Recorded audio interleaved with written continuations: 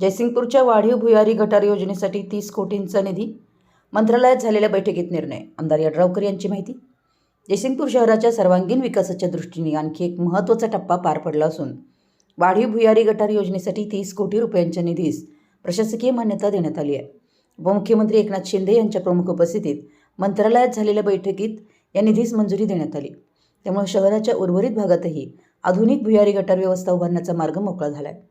जयसिंगपूर नगर परिषदेसाठी यापूर्वी भुयारी गटार योजनेच्या पहिल्या टप्प्यासाठी 87 कोटी 90 लाख रुपयांचा निधी मंजूर झाला होता.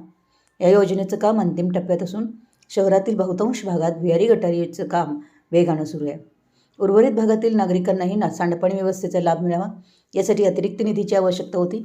यासाठी आमदार डॉक्टर राजेंद्र पाटील यड्रावकर, नगराध्यक्ष संजय पाटील यड्रावकर यांनी शासनाकडे पाठपुरावा केला. त्याची दखल घेत मंत्रालयात झालेल्या बैठकीत 30 कोटी रुपयांच्या वाढीव निधीस प्रशासकीय मान्यता देण्यात आली आहे.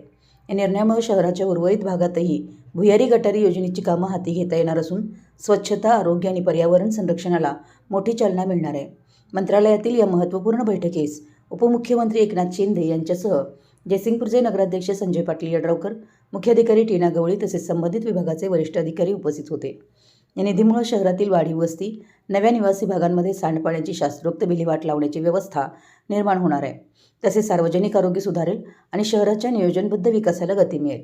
भुयारी गटार योजनेच्या पहिल्या टप्प्यानंतर आता वाढीव भागासाठीची निधीही मंजूर झाल्यानं जयसिंगपूर शहराच्या पायाभूत सुविधांमध्ये मोठी भर पडणार असून नागरिकांनी या निर्णयाचं स्वागत करत शासन आणि आमदार डॉक्टर राजेंद्र पाटील यड्रावकर, नगराध्यक्ष संजय पाटील यड्रावकर यांच्या पाठपुराव्याबद्दल समाधान व्यक्त केलं आहे.